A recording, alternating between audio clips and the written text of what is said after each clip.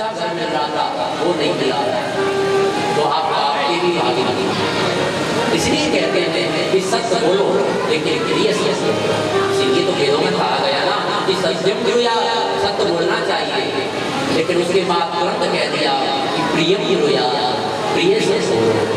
सत्य बोलो लेकिन सामने वाले को बुरा ना लगे, ऐसा सत्य बोलो। आपकी कोई सत्य बात है, सामने वाले को बुरी लगे, उस सत्य को बोलना नहीं चाहिए, उसको पी जाना चाहिए। सामने वाले को प्रिय लगे, ऐसा सत्य बोलना चाहिए। इसलिए कहा कि शब्द समान के लिए शब्द के बात न पाओ, और एक शब्द है रोशनी, एक शब्द है भाव। शब्द हमेशा समान करके बोलना चाहिए। आज जैसे ही द्रौपदी बोली विचार करके नहीं दी, जरा विचार करती तो पूरा घटनाक्रम होता है, पूरा घटनाक्रम एक ही बात के पीछे हो गया। द्रौपदी ने कह दिया अंधस्य पुत्र अंधा, अंधे का बेटा अंधा ही होता है। और इसी कारण और पांडवों को 12 वर्ष का वनवास, 1 वर्ष का आज्ञा और पूरी महाभारत हुई। इसलिए जब भी बोलो शब्द संभाल करके बोलना चाहिए। अब तो एक बार की बात है कि भगवान अपने प्रिय बाल गोपालों के साथ और बगीचे में घूमने के लिए आए। जो बाल गोपाल हैं वो क्या कर रहे हैं, बोले वो गेंद का खेल खेल रहे हैं।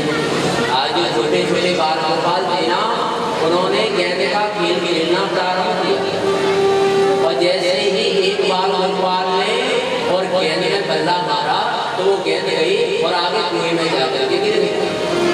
अब तो बड़े नन्हे नन्हे बाल गोपाल भागे भागे आए, और जैसे ही उन्होंने कुएं में देखा तो कुएं में क्या देखा, एक विशाल काय गिरगिट। गिरगिट तो जानते ही हो गया क्रिकेट जो बरसात में सबसे ज्यादा नजर आता है।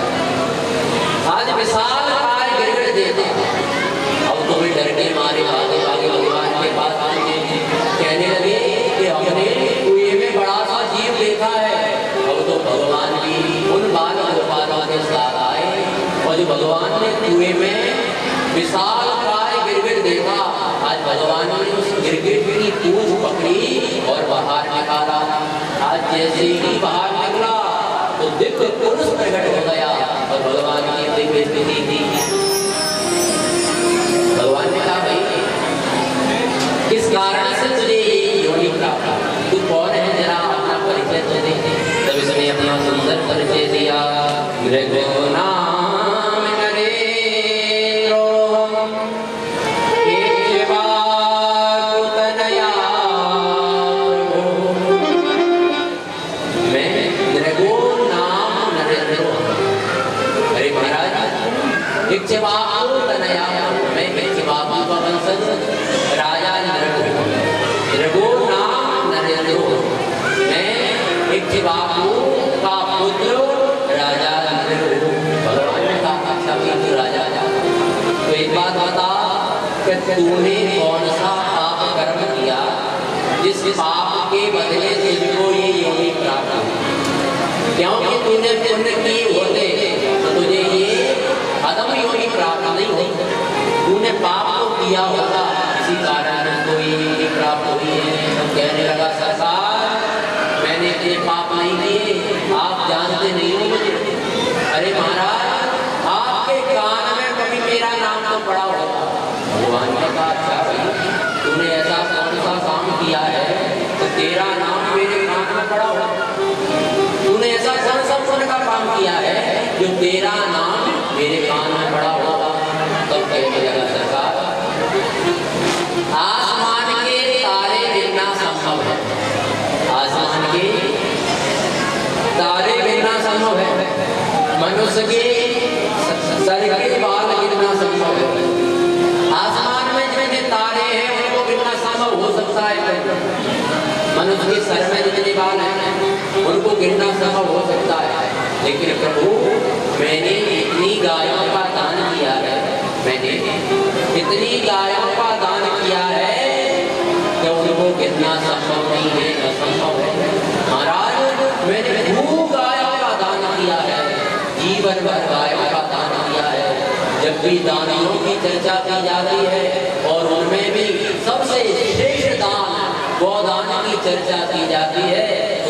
पहले मेरा नाम आता है। जब दानियों की चर्चा की जाती है और उनमें भी सबसे श्रेष्ठ दान वो दान की चर्चा की जाती है तो प्रभु सबसे प्रथम मेरा ही नाम आता है। भगवान ने कहा अच्छा तूने गोदान किया या तुझे पुण्य मिलना था, लेकिन तुझे तो ये नरक की योनि प्राप्त हुई। अच्छा तो तूने बूढ़ी गायों का दान किया, तूने बूढ़ी गायों का दान किया हो, जो गाय दूध देने के काबिल नहीं बची हो, जो गाय दूध देने के काबिल नहीं बची होगी, तूने ले जाकर के मंदिर पर ब्राह्मण को दान कर दी होगी। जो गाय दूध देने के काबिल नहीं बची होगी, तूने मंदिर पर ले जाकर के वो ब्राह्मण को दान दे दी होगी। इसी कारण तुझको ये योनि प्राप्त हुई। कहने लगा नहीं सरकार, मैंने बूढ़ी गायों का दान नहीं किया। भगवान ने कहा तो कैसी गायों का दान किया? तब कहने लगा पयस्वनी तरुणी, पयस्वनी तरुणी। अरे महाराज दूध देने वाली, पयस्वनी दूध देने वाली और तरुणी माने महाराज बूढ़ी गायों का दान नहीं किया, जवान गायों का दान किया। पयस्वनी तरुणी। अब तो भगवान कह रहे हैं तो लगता है तूने ऐसी गाय का दान किया होगा, तूने ऐसी गायों का दान किया होगा जो मारने वाली हुई। तूने जब वो गाय का दान ब्राह्मण को दिया होगा, ब्राह्मण उसको ले गया होगा, वो मारने वाली गाय होगी तो ब्राह्मण की हड्डी पत्ती से तोड़ दी होगी, इसलिए ब्राह्मण ने तुझको साथ दिया होगा, इसलिए तुझको ये योनि प्राप्त हुई। कहने लगा नहीं सरकार, मैंने मारने वाली गायों का दान नहीं किया, शील रूपा पयस्वनी तरुणी शील रूपा बड़ी सीधी गाय का दान किया। गुणों पन्ना गुणों की खान गाय का दान किया। कपिला कपिला गाय का दान किया। और महाराज सोने से सीख मर करके और चांदी से गुड़ मर करके मैंने गायों का दान ब्राह्मणों को किया। अब तो भगवान कह रहे भैया तेरे दान करने की वस्तु अच्छी है, तूने अच्छी वस्तु का दान किया, लेकिन इसका पात्र उत्तम नहीं है। जैसे तूने जिन ब्राह्मणों को गायों का दान किया होगा वो ब्राह्मण योग्य नहीं होंगे। तूने जिन ब्राह्मणों को गायों का दान किया होगा वो ब्राह्मण योग्य नहीं होंगे, इसी कारण उनको नरक की योनि प्राप्त होगी।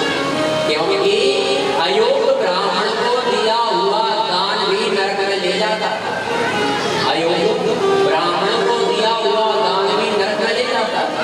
इसलिए तूने अयोग्य ब्राह्मणों को दान किया होगा। जो ब्राह्मण शरीर से तो ब्राह्मण की योनि प्राप्त होगी, लेकिन उनके कर्म ब्राह्मण जैसे नहीं। इस ब्राह्मण को शरीर से तो योनि ब्राह्मण की प्राप्त होगी, लेकिन उसके कर्म ब्राह्मण वाले नहीं होंगे, इसी कारण उनको ये योनि प्राप्त होगी। शास्त्रों में कहते हैं ना कि ब्राह्मण मिट जात है मदिरा के किए पान। ब्राह्मण मिट जात है मदिरा के किए पान से, और क्षत्रिय मिट जात है हाथ जोड़े दान खाए। क्षत्रिय मिट जात है हाथ जोड़े दान खाए से। और आगे कहा आलस के किए से, आलस के किए से किसान मिट जाता है, आलस के किए से किसान मिट जाता है, और विधवा मिट जाता है नित श्रृंगार के बना। पहले कहा कि ब्राह्मण मिट जाता है मदिरा के लिए पान। भगवान ने बड़ी कृपा की, 84 लाख योनियों में से और ब्राह्मण का शरीर दिया, और ब्राह्मण का शरीर दिया, उत्तम दे दी। भगवान ने बड़ी कृपा की, लेकिन फिर भी ब्राह्मण का शरीर पा करके वो ब्राह्मण अदम कर्मों में लगा हुआ है। उसे ना तप से मतलब, ना योग से मतलब, ना स्वाध्याय से मतलब, उसके कर्म बिल्कुल ब्राह्मण वाले नहीं है। ऐसा ब्राह्मण बना है, अगले जन्म में क्या बनता है वो ब्राह्मण अगले जन्म में सूकर बनता है, और सूकर क्या करता है बताने की जरूरत है। वो ब्राह्मण अगले जन्म में शूकर बनता है, क्योंकि भगवान ने बड़ी कृपा की कि 84 लाख योनियों में से उत्तम देवी का शरीर दिया और इसमें भी उत्तम ब्राह्मण का शरीर दिया, फिर भी उसने अपने तप स्वाध्याय योग को छोड़ करके और अनेक व्यसनों में वो लग गया, तो फिर उसको नरक की यातना तो प्राप्त होती ही है, लेकिन अगले जन्म में वो शूकर बनता है। और शूकर क्या करता है मुझे बताने की जरूरत नहीं। कहते हैं ना कि खान पान तुझे नहीं आया, तप के कारण इस आया। ब्राह्मण इसलिए आया तपस्या से, संसार की भोग विलासा ब्राह्मण के लिए नहीं, संसार के भोग ब्राह्मण के लिए नहीं है। ब्राह्मण किस लिए आया? वो तपस्या करने के लिए भगवान ने दिया। तब के कारण इस बताया तपस्या करने के लिए, ज्ञान बांटने के लिए, समाज को सत्मार्ग दिखाने के लिए ब्राह्मण आया। वो ब्राह्मण बनने के बाद भी और अदम कर्मों में लगा तो उसको भी नरक प्राप्त होता और छतरी मिट जाता है, हाथ जोड़े दान करे। महाराज सच्ची है और हाथ जोड़ करके दान मांगने लगे, भीख मांगने लगे तो कैसा चलता? उसकी भी अपनी कीर्ति होती है। और आगे कहा कि आलस के किए से किसान मिट जाता है। किसान आलसी हो जाता है। कैसे? किसान अगर कोई शत्रु है तो वो सबसे ज्यादा है आलस। बढ़िया बरसात हो गई और बोनी का समय आ गया, अब किसान को आलस आ जाए कि अब तो मैं 10 दिन बाद बोनी करूंगा। आप सब लोग किसान हैं, इसलिए मैं ये उदाहरण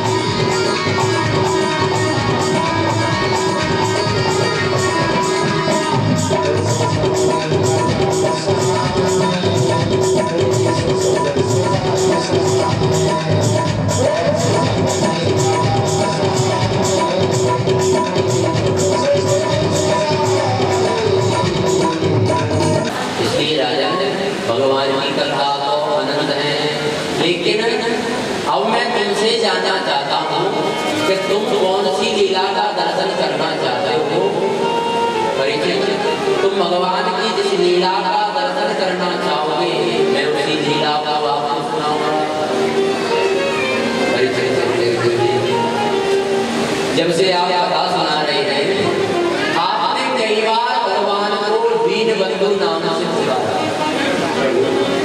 जब से आपने मुझे कथा सुनाई है, कई बार भगवान को दीनबंधु नाम से पुकारा। प्रभु ऐसी कोई लीला का मुझे दर्शन कराइए जिसमें भगवान ने किसी दीन पर कृपा की। प्रभु ऐसी कोई लीला का दर्शन मुझे कराइए जिसमें भगवान ने किसी दीन पर कृपा की। तो आज यहाँ से सुदेव जी सुदामा चरित्र सुना रहे हैं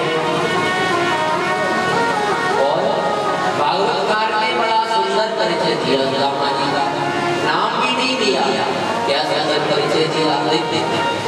लोगों में भ्रांति है, लोग सुदामा जी को निर्धन कहते हैं, लोग सुदामा जी को निर्धन कहते हैं, लेकिन भैया भागवत में ये कहीं भी नहीं लिखा कि सुदामा जी निर्धन थे। निर्धन कौन है? निर्धन की क्या परिभाषा है? रुपया पैसा सब नहीं होता। निर्धन की क्या परिभाषा है? जिसकी तृष्णा नहीं मिटी, जिसकी तृष्णा मिटी नहीं वो निर्धन। कैसे? 10 रुपये हैं तो इच्छा हुई 20 आ जाए, 20 है तो 30 की, 40 की, 50 की, 100 की, 100 है तो 1000 की इच्छा, 1000 है तो 10,000 की इच्छा, 10,000 है तो लाख की इच्छा, और लाख है तो करोड़ की इच्छा।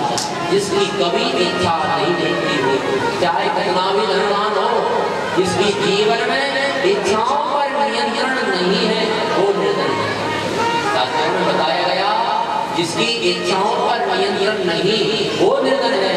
इसलिए भागवत में कहीं भी नहीं लिखा कि सुदामा जी निर्धन है। और सुदामा जी का परिचय दिया भागवतकार ने तो नाम भी नहीं लिया। क्या परिचय दिया जरा भागवतकार के शब्दों में सुने। कृष्णस्या शीर्षका ब्राह्मणो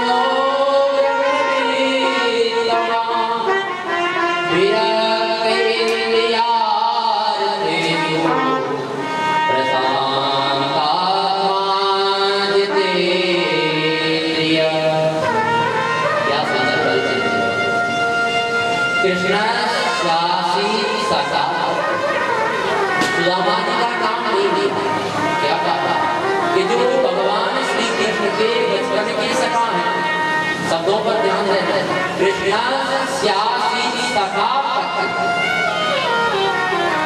कृष्ण शासी सखा, जो भगवान श्री कृष्ण के बचपन के सखा हैं।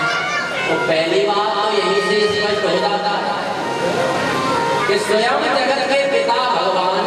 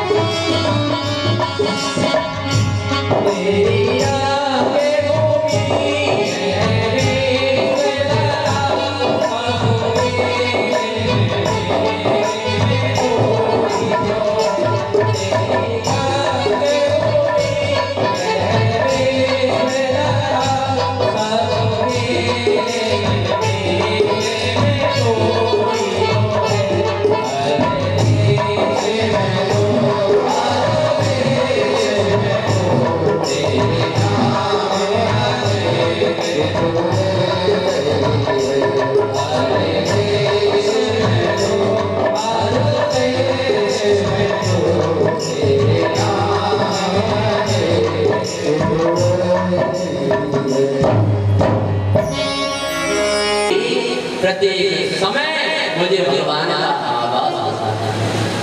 भाई महिला कहने लगी महाराज मैंने जब से ब्याह करके आई हूँ तब से आज तक आपसे कुछ नहीं मांगा और महाराज मैंने कभी आपसे कोई शिकायत भी नहीं दी कि हमारे यहाँ कुछ नहीं है, कुछ खाने के लिए नहीं है, मेरे बच्चे भूखे मर रहे हैं, आज तक मैंने कभी शिकायत नहीं की। आज मैं कुछ मांगना चाहती हूँ, आज मैं आपसे कुछ मांगना चाहती हूँ। सुदामा जी कहने लगे मेरे पास है ही क्या जो मैं तुम्हें दे सकूं, क्या मांगना चाहती हूँ? तब सुशीला कहने लगी स्वामी मैं धन दौलत नहीं मांग रही, मैं रुपया पैसा नहीं मांग रही स्वामी, मेरी बस इच्छा है कि आप और एक बार और इस शरीर से चल करके द्वारिका जाएं और द्वारिकाधीश से सुशीला ने ये नहीं कहा कि द्वारिकाधीश से कुछ मांग लेना। सुशीला जानती है सुदामा जी स्वाभिमानी नहीं, दूसरे से मांग नहीं सकते। और यदि मैंने इनसे कह दिया कि भगवान के पास जाना तो धन मांग लेना तो ये जाएंगे भी नहीं। आज क्या कहा कि स्वामी मेरी बस यही इच्छा है कि एक बार आप इस शरीर से चल करके द्वारिका जाएं और भगवान का दर्शन करके आए। रामा जी कहने लगे नहीं, अरे भगवान से मिलना कौन नहीं चाहता? अरे कौन ऐसा अभागा भक्त होगा जो भगवान से मिलना नहीं चाहता होगा देवी? पर मुझे पता है कि गुरु के घर और भगवान के घर कभी खाली हाथ नहीं जाना चाहिए देवी। हमारे पास नहीं दिया, मैं क्या उनके लिए भेंट नहीं करके जाऊंगा? सुशीला कहने लगी स्वामी क्यों चिंता करते हो, उसकी व्यवस्था मैं करूंगी, आपको बस जाने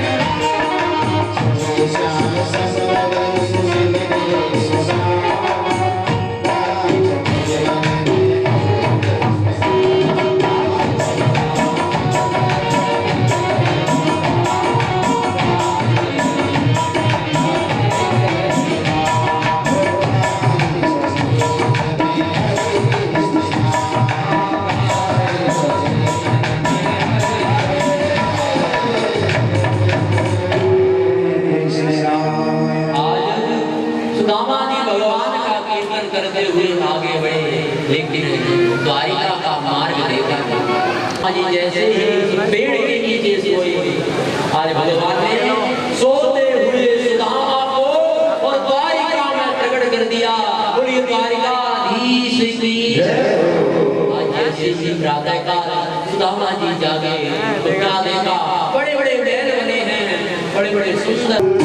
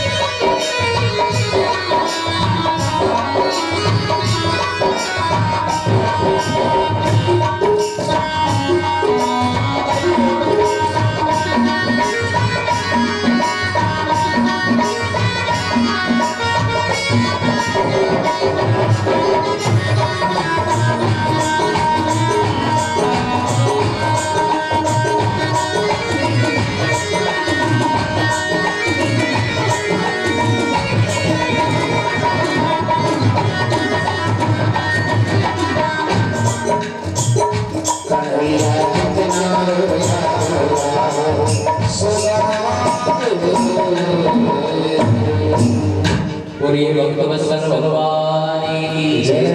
आज देवों के जल से सुदामा जी का पाद प्रचार किया और तो सुदामा जी को सुंदर भोजन कराए, सुंदर शयन कराया और आज भगवान चरण दबा रहे हैं और माता रुक्मिणी हवा भगवान कहना चाहते हैं कि कोई सुदामा जैसा बने तो सही, किसी के जीवन में सुदामा जैसी भक्ति तो हो, उसके लिए मैं सब कुछ बनने को तैयार हूँ, लेकिन कोई सुदामा जैसा बने तो सही।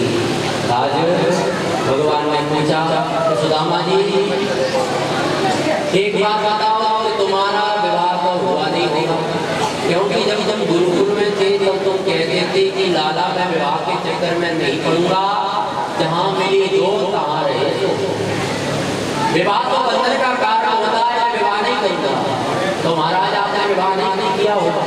तब सुदामा जी कहने लगे भैया मैंने तो बहुत मना किया, लेकिन घर वाले नहीं माने, विवाह कर दिया और तेरी भाभी का नाम सुशीला है, तेरी भाभी का नाम सुशीला है। अब तो भगवान कहने लगे सुदामा जी तुमने विवाह कर लिया और मुझे नहीं बुलाया। तो सुदामा जी कहने लगे कि ब्राह्मण ने और जल्दी की तिथि दे दी विवाह की, जल्दी विवाह बना दिया था, जो निकट समय आ गया इसलिए हम इधर उधर पत्रिका नहीं भेज पाए। जल्दी की तिथि विवाह की होने के कारण और मैं तुम्हें नहीं बुला पाया। और तो भगवान कहने लगे कि सुदामा जी एक बात बताओ, चलो विवाह में नहीं बुलाया कोई बात, विवाह में नहीं बुलाया कोई बात नहीं, पर महाराज मेरी भाभी ने मेरे लिए कुछ तो भेजा होगा। अरे सुदामा जी बताओ ना, अरे सुदामा जी बताओ कि मेरी भाभी ने मेरे लिए क्या भेजा? कि कहाँ भेजो भाभी ने, कहाँ भेजो भाभी ने, कि कहाँ भेजो भाभी ने, कहाँ भेजो भाभी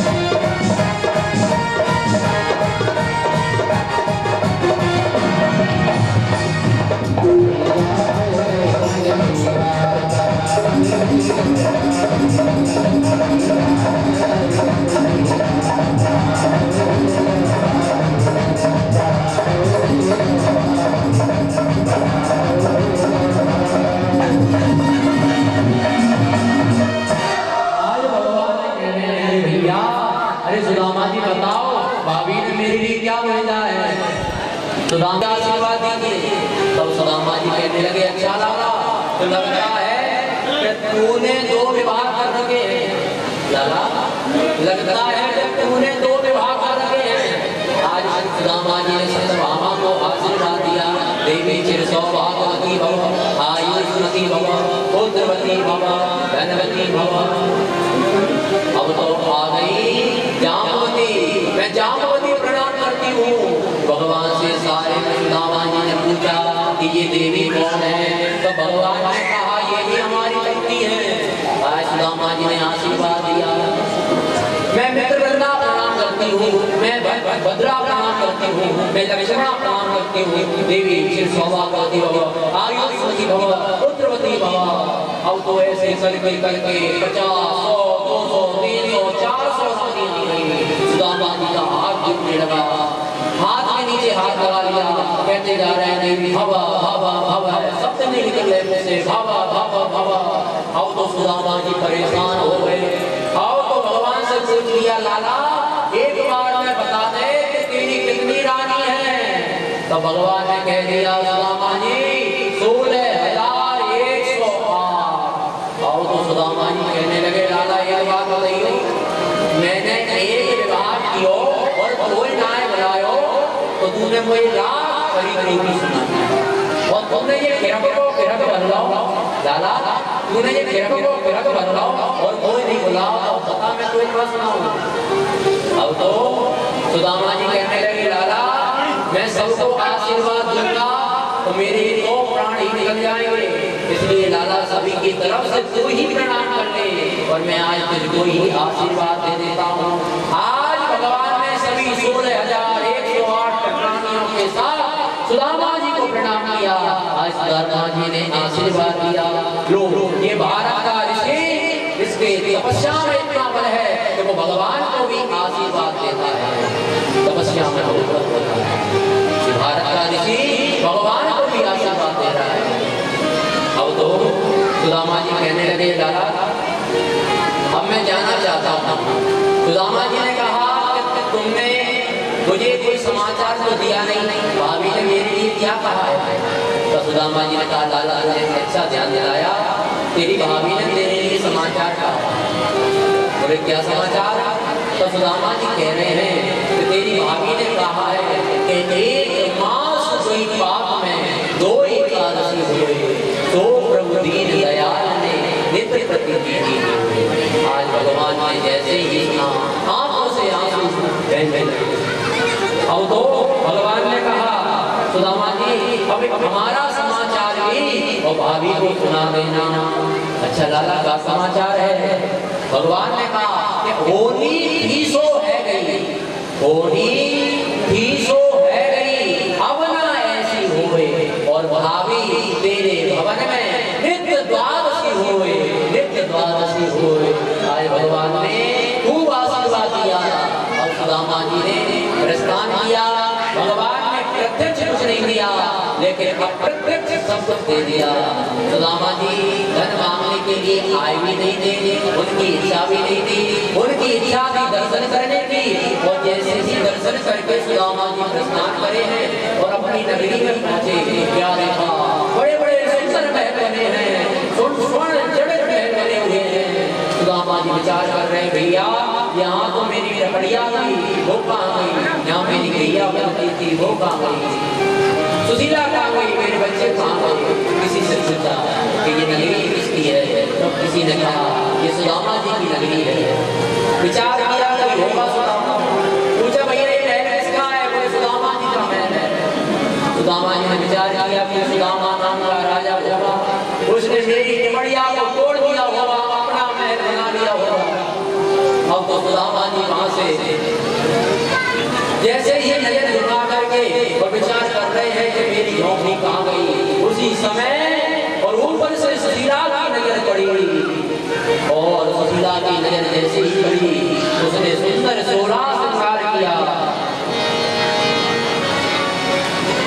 सुंदर श्रृंगार किया और आज सुदामा जी के पास आ गई। सुदामा जी ने बड़े बड़े महलों को देखा, मंदिरों को देखा। सुदामा जी डरने लगे। सुदामा मन मंदिर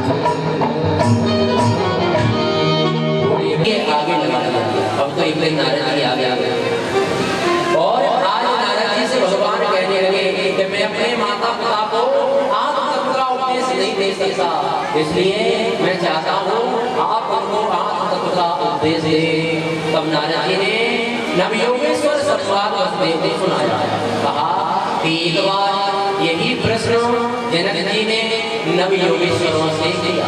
हमने कथा सुनी थी कि ऋषभदेव के 100 पुत्र हुए थे, ऋषभदेव के 100 पुत्र हुए और सबसे बड़े पुत्र हुए भरत, जिनसे इस देश का नाम हुआ भारत, जिनके प्रताप से इस देश का नाम हुआ भारत।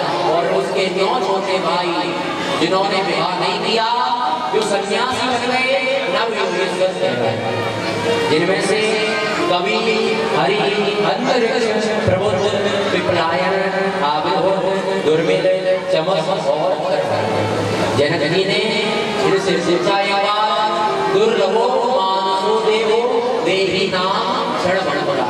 अरे महाराज, ये मनुष्य शरीर सबसे दुर्लभ है। 84 लाख योनियों के बाद हमको ये मनुष्य शरीर प्राप्त हुआ है। दुर्लभो मानसो देवो, ये सबसे दुर्लभ है। 84 लाख योनियों के बाद प्राप्त हुआ है। लेकिन फिर कहा देहि नाम क्षण बड़ा, लेकिन फिर भी महाराज ये क्षण बड़ा है। एक पल का भी पता नहीं कि कब क्या हुआ, कोई गारंटी नहीं दे सकता कि 2 घंटे बाद मैं जीवित बचूंगा या नहीं होगा, कोई गारंटी नहीं दे सकता। दुर्लभो मानसो देवो देहि नाम क्षण बड़ा, ये मनुष्य शरीर सबसे दुर्लभ है, लेकिन फिर भी क्षण बड़ा है। तत्रापि दुर्लभे बन्ने, तत्रापि दुर्लभम बन्ने वैकुंठ प्रिय दर्शनम, और उससे भी दुर्लभ है आप जैसे भगवान के भक्तों का दर्शन, वैकुंठ प्रिय दर्शन, उससे भी दुर्लभ है कि आप जैसे भगवान के भक्तों का दर्शन। हे प्रभु, आप हमें ये बात बताइए कि ये भागवत धर्म होता क्या है? आपने कहा भागवत धर्म, ये भागवत धर्म है क्या? जरा इसके बारे में बताइए। तब योगेश्वर ने कहा कि आत्मा के कल्याण के लिए परमात्मा ने सबसे पहले जो उपदेश दिया वही भागवत धर्म है। सबसे पहले जो उपदेश दिया वही भागवत धर्म है। इसकी 3 धारा है। कौन कौन सी धारा है? पहली है विश्वास, भगवान में विश्वास कि भगवान ने जन्म दिया है तो पालन भी वही करेगा, हमको चिंता करने की आवश्यकता नहीं है, विश्वास। और दूसरा है संबंध, भगवान से संबंध बनाओ, ऐसा कि तू मेरा और मैं तेरा, भगवान से आत्मा का संबंध बनाओ। और फिर समर्पण, भगवान के चरणों में समर्पित हो जाओ। प्रभु, तूने जीवन दिया है और मेरा जीवन तेरे ही चरणों में समर्पित है। तो पहला विश्वास, दूसरा संबंध और तीसरा समर्पण। कोई पूजन करे, कोई भजन करे, जप करे, यज्ञ करे, इनके बदले भगवान से कुछ मांगे। जो सत्कर्म करें उनके बदले भगवान से कुछ मांगना नहीं चाहिए। कायेन वाचा मनसेन्द्रियैर्वा बुद्ध्यात्मना सदस्वभावा करोमि यद्यत् सकलं परस्मै नारायणाय समर्पयामि। कायेन वाचा मनसेन्द्रियैर्वा, शरीर मन वचन कर्म से जो भी सत्कर्म करो, इनके बदले भगवान से कुछ मत मांगो। कायेन वाचा मनसेन्द्रियैर्वा बुद्ध्यात्मना सदस्वभावा और करोमि यद्यत् सकलं परस्मै नारायणाय समर्पयामि। सभी को भगवान को ही समर्पण कर दो, यही सच्ची भक्ति है और यही सच्चे भक्त की पहचान है। हम लोग क्या करते हैं कि 5 रुपए का प्रसाद चढ़ाते हैं और 5 लाख की संपत्ति भगवान से मांग लेते हैं। ये स्वार्थ की भक्ति है और ये भक्ति सफल नहीं होती। भक्ति हो तो निस्वार्थ हो, सत्कर्म करो, जब अनुष्ठान पूजा भजन जटा करता हो, इनके बदले कुछ मांगो, सबको भगवान को ही समर्पित कर दो। यही सच्चे भक्ति की पहचान है और यही सच्ची भक्ति है। इसी प्रकार नारद जी बोले, वसुदेव, तुमने पुत्र मानकर जिनको भजा, अब आंख बंद करके दर्शन करो तो तुम्हें तुम्हारे पुत्र में ही परमात्मा का दर्शन होगा। अब तो देवताओं ने प्रभु को प्रणाम किया। प्रभु आपने पृथ्वी का भार उतार दिया, जाना है। अर्जुन गए और आज भगवान ही कही करके आ गए, वीर बन करके आ गए और सारी गोपियों को लूट करके ले गए।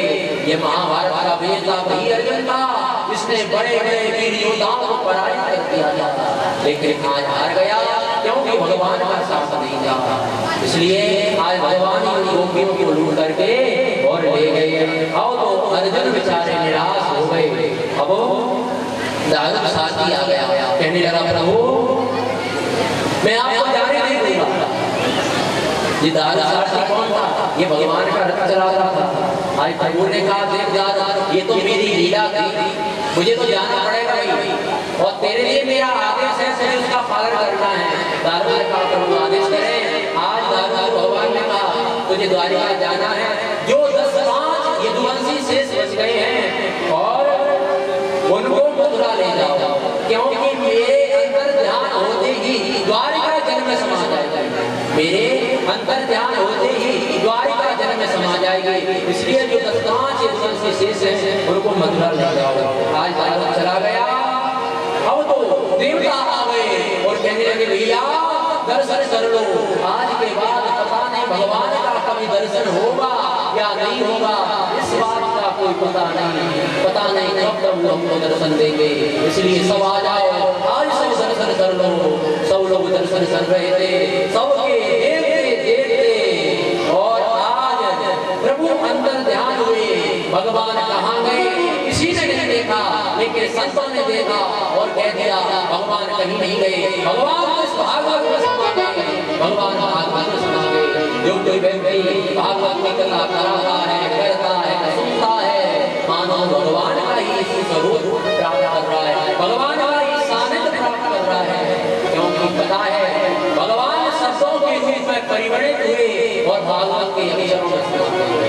ये भागवत कोई कहानी नहीं है, कोई साधारण पुराण नहीं है, ये तो साक्षात भगवान का ही, ये तो भगवान ही है। इसलिए वृंदावन बिहारी लाल इसी भागवत में समा गए। अब तो सुखदेव जी ने कहा राजन कलयुग में बड़े बड़े दुर्गुण होंगे, कलयुग में बड़े बड़े दुर्गुण होंगे, लेकिन सद्गुण तो केवल एक ही होगा। कलयुग केवल नाम धारा और सुमिर सुमिर कलयुग में तो जीव को केवल भगवान के नाम का सहारा है और उस नाम को लेकर ही जीव इस भवसागर से पार हो जाएगा। कलयुग से ऐसा युग ही नहीं हो सकता, क्योंकि जो फल सतयुग में तपस्या, त्रेता में यज्ञ, द्वापर में भजन से नहीं देता, कलयुग में करो केशव कीर्तना, कलयुग में केवल भगवान के कीर्तन करने से मिल जाता है। कलयुग में केवल और भगवान के कीर्तन करने से मिल जाता है। अब तो सुखदेव जी ने परीक्षित को 7 दिन पूर्व का सारा वृत्तांत याद दिलाया कि राजन 7 दिन पहले तुमको ऋषि कुमार ने साथ दिया कि आज से ठीक 7वें दिन कच्छप नाम का नाम आएगा, तुम्हें डसेगा और तुम्हारी मृत्यु हो जाएगी। दिया था कि नहीं? परीक्षित ने कहा हाँ दिया। तो तुमने राज को त्यागा और गंगा के किनारे आए, बोले आए हाँ महादेव आया, मैं आया और मैंने तुमको कथा सुनाई, हाँ महादेव जी आई। अब जरा मैं पूछता हूँ, एक बात का जवाब देना, क्या तुम मरोगे? परीक्षित ने कहा गुरुदेव ना तो मेरा जन्म होता और ना मैं मरता, ना जब मेरा जन्म ही नहीं हुआ तो फिर मैं मरूंगा कैसे? आओ तो सुखदेव जी ने ताली बजा दी, भैया मेरा कथा सुनाना और तेरा कथा सुनना सफल हो गया, सफल हो गया। तूने कथा सुनी नहीं, अरे तूने तो कथा की, आज मेरा कथा सुनाना सफल हो गया। अब तो सुखदेव जी कहने लगे राजा जब तक मैं यहाँ रहूंगा तब तक की हिम्मत नहीं कि वो आ जाए, अब मुझे प्रस्थान करना पड़ेगा। परीक्षित ने सुखदेव जी का पूजन किया, सुखदेव जी ने वहां से प्रस्थान किया। अब उधर से कच्छप नाम का नाम आ रहा है, उधर से कच्छप नाम का नाम आ रहा है और मार्ग में उससे एक कश्यप नाम के ब्राह्मण से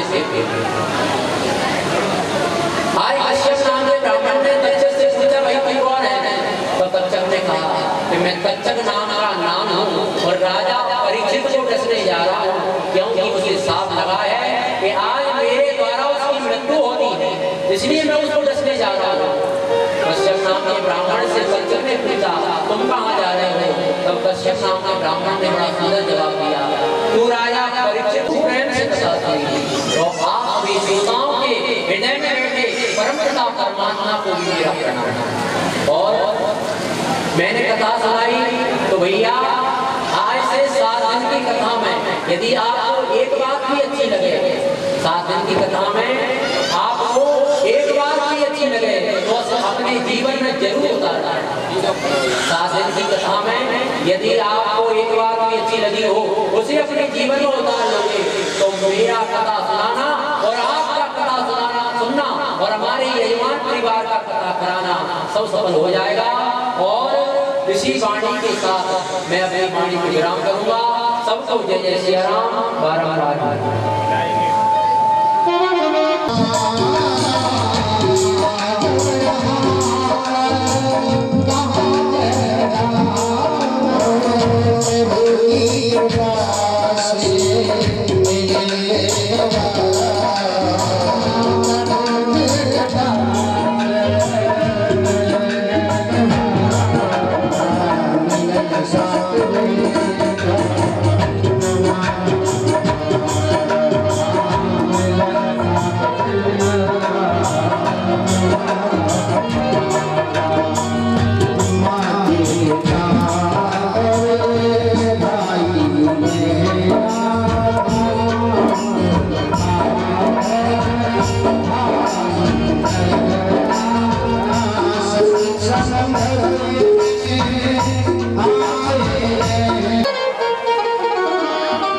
श्री भागवत भगवान की आरती,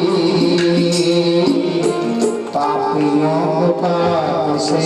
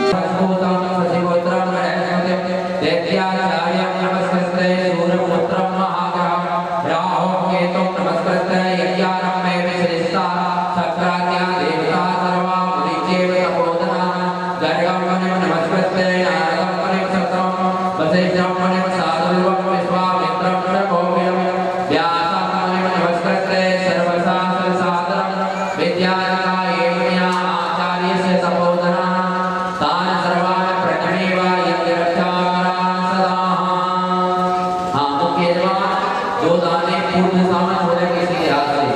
ओम पूर्वे यत्तु बाराः अग्नेयां करुणध्वज दक्षिणे पर्वणाभस्तो नैऋत्यां मधुसूदनः पश्चिमे पातु गोविन्दो वायव्यां तु जनार्दनः उत्तरे श्रीपतिरत्ने ईशान्यां तु महेश्वरः ऊर्ध्वं गोवर्धनो रक्षेत यदोऽनन्ततैव च एवं दशदिशो रक्षेत वासुदेवो जनार्दनः। दसों दिशाओं से वासुदेव भगवान हमारे पूजा कर्म यज्ञ कर्म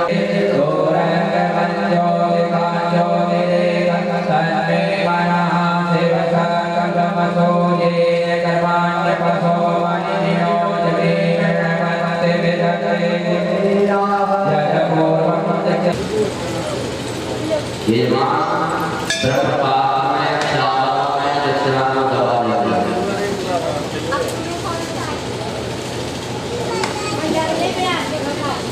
जावा दवा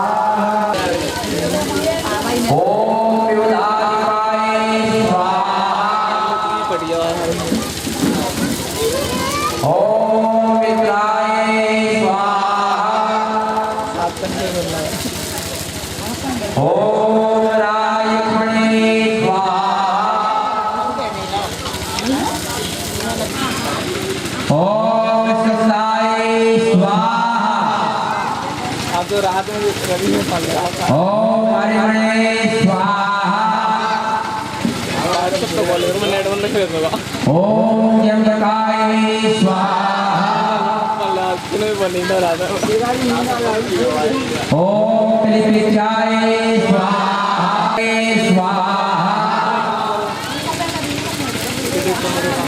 ओम वरुणाय स्वाहा ओम वायवे स्वाहा ओम कुबेराय स्वाहा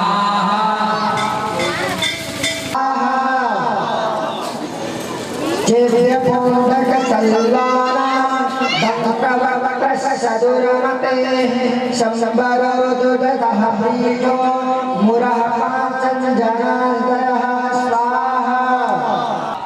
अनेन होमेन भगवान नारायण प्रियता जल छोड़ दीजिए। अब आपके पास खीर आएगी और खीर की आहुति देगी महिलाएं। अब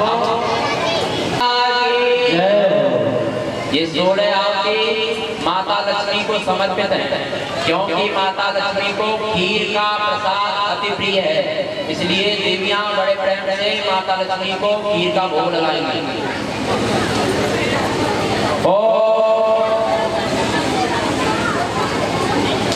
और भैया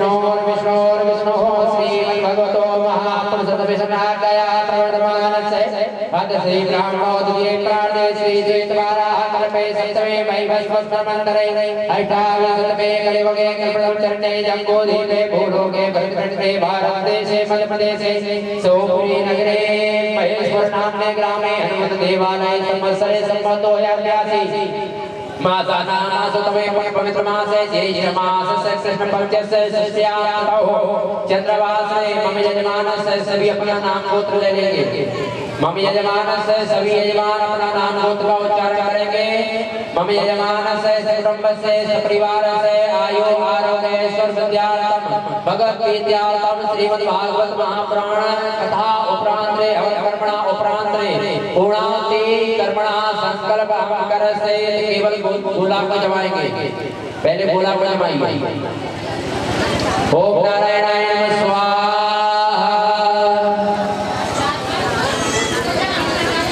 पीछे वाले किसी के सर पर न डालें भैया, पीछे वाले आगे वालों के सर पर डाल देते हैं। आराम से आकर के हमें नहीं छोड़ें।